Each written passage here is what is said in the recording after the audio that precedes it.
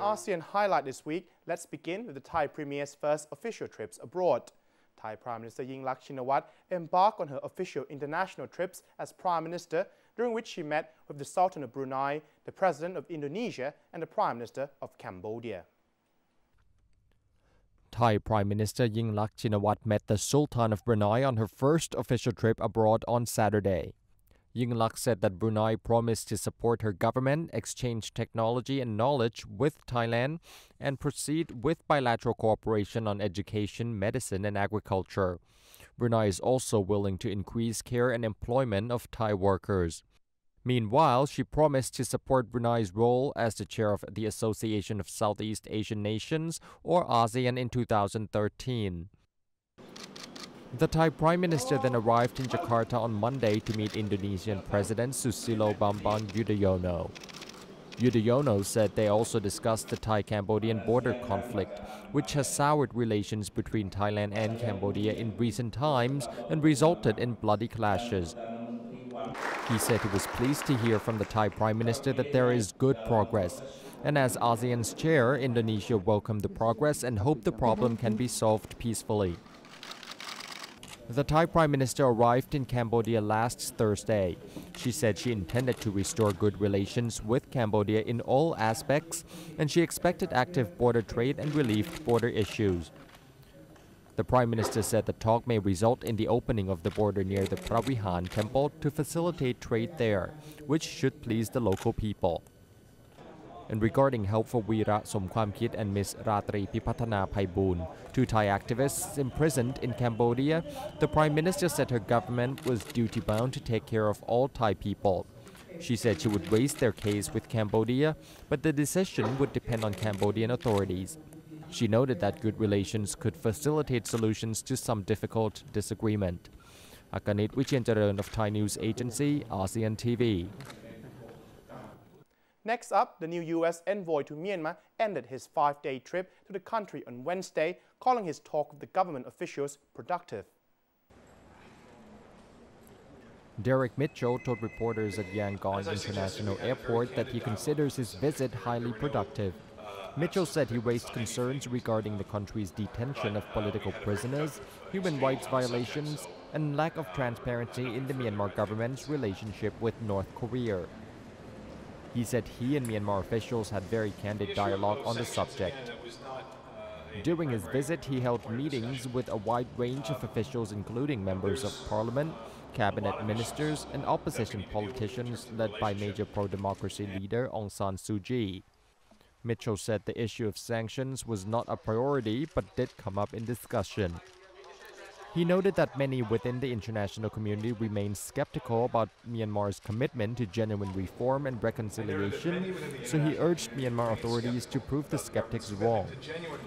Mitchell said he stressed the U.S.'s commitment to help Myanmar foster a civilian-led democratic governing structure and to reform laws and issues pertaining to human rights. Akanit Wichienjaran of Thai News Agency, ASEAN TV. And on to a related update, U.S. Assistant Secretary of State William Brownsfield says Myanmar will soon surpass Afghanistan in exporting illegal narcotics like heroin and methamphetamines. William Brownfield, the Assistant Secretary to the Bureau of International Narcotics and Law Enforcement Affairs, was on a 4-day visit to Thailand for talks on the narcotics trade. His trip concluded on September 16. He told journalists in Bangkok on Thursday that international efforts have helped stem the drug trade in Afghanistan. For all of the right reasons, Burma or Myanmar is likely to be a greater producer and a greater exporter of illicit drugs in the years ahead because of the success of the international community gradually in controlling and reducing the flow of illicit drugs from Afghanistan. Brownfield urged neighboring countries like Thailand to be alert to a likely increase in narcotics trafficking. It is therefore extremely likely that Thailand, a neighbor of Burma, will have to address the reality of increasing production and transit of heroin, opium, and crystal methamphetamines and other artificial drugs in the years ahead. The U.S. Bureau of International Narcotics and Law Enforcement Affairs has an annual budget of nearly $4 million to combat the sale of illegal drugs worldwide. Myanmar has gained a reputation for the production of heroin and other illegal narcotics in the region, known as the Golden Triangle, where Myanmar, Thailand and Laos meet. A 2011 report from the International Narcotics Control Strategy said ethnic insurgent groups who operate as criminal syndicates are behind the thriving narcotics trade.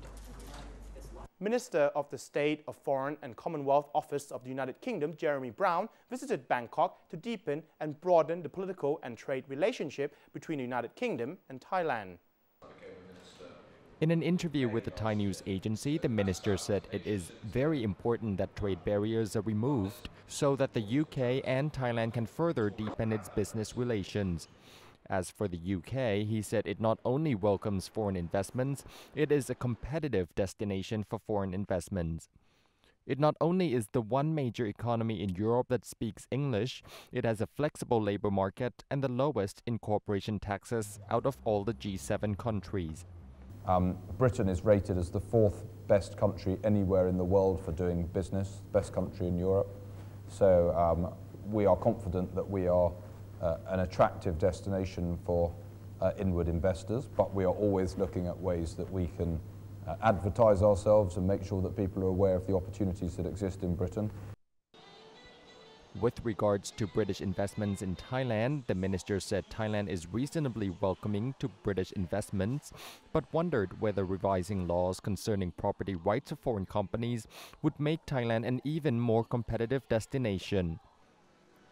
And with regards to the formation of the ASEAN Economic Community in 2015, he said it will be an opportunity for over 600 million people in ASEAN to have a greater voice on the global stage and will likely boost trade between the UK and Thailand further.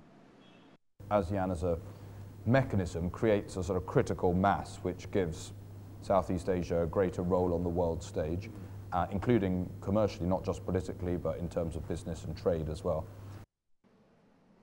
During his visit, the UK Minister of Foreign Office held meetings with the Thai Deputy Prime Minister and the Thai Minister of Commerce, during which he discussed the good relations and good opportunities for mutually beneficial business and cultural exchanges.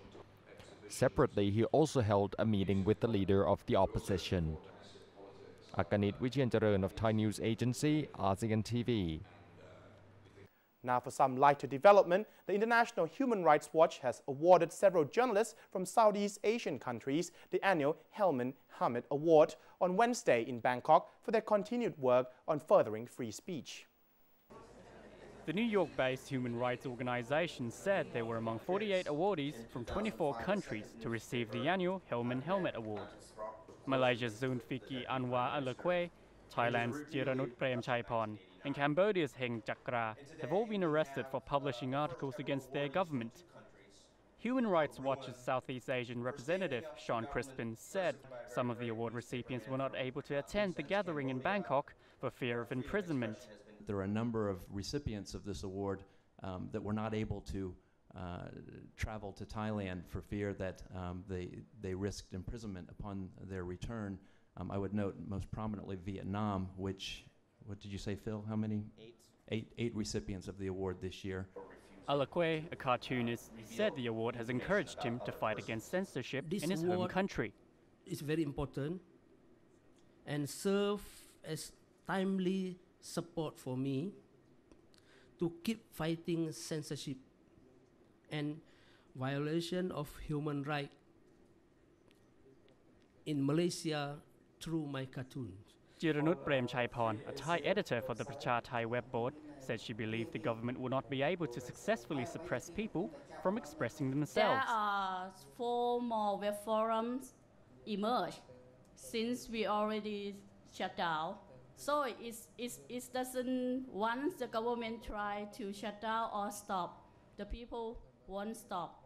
And this is quite clear of the human nature for resist to share their thoughts, their will, and their belief. Jiranut was charged for letting people post their comments about Thailand's royal family on her web board. Heng Chakra, a Cambodian editor-in-chief of newspaper Khmer Machas Rock, said his work will continue regardless of the obstacles.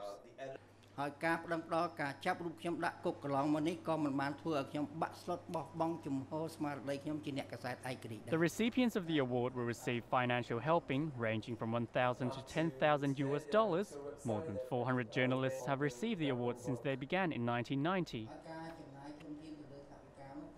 And wrapping things up this week, heavy rains flood crocodile farms in Thailand, challenging hunters to contain the escaping reptiles while Burmese villagers cross the border to flee flood waters. Crocodile hunters were working overtime in Thailand's eastern Chonburi province on Tuesday to contain runaway crocodiles after floodwaters inundated crocodile farms. Weeks of heavy storms caused massive flooding in the 3 million year stone park in Pattaya Crocodile Farm, a tourist attraction in the Thai beach town of Pattaya, some 140 kilometers southwest of Bangkok. The farm houses about 2,800 crocs, while it's not known how many have escaped. Earlier Tuesday, local Thai television showed 10 people wrangling a 400-kilogram crocodile from a swamp near the farm, attempting to carry it back to its cage. Meanwhile, floodwaters along the Myanmar border town of Mesot have forced villagers to flee. Nearly 300 Burmese residents crossed the border from Mewadi, carrying luggage and wading through flooded roads. Houses, shops and warehouses are reportedly underwater, with damages estimated to reach 10 million baht. Thailand has been battered by heavy rains and flooding since late July from Tropical Storm Nokten and several other heavy rainfalls during the monsoon season, which normally runs from August to October. More than 500,000 people in at least 21 of Thailand's 76 provinces are reported to have been affected by storms and chest-high floods. Around 200,000 homes and nearly 3,000 villages have been affected, leaving about 1.5 million acres of farmland underwater. The country's meteorological department warned of more possible flash floods and mudslides in 35 provinces in the coming week, as more heavy rains were expected throughout the country. And that's it for this edition of ASEAN Highlight. And on behalf of everyone here at the ASEAN News Desk, I hope you all have a lovely weekend and Swadee Krap.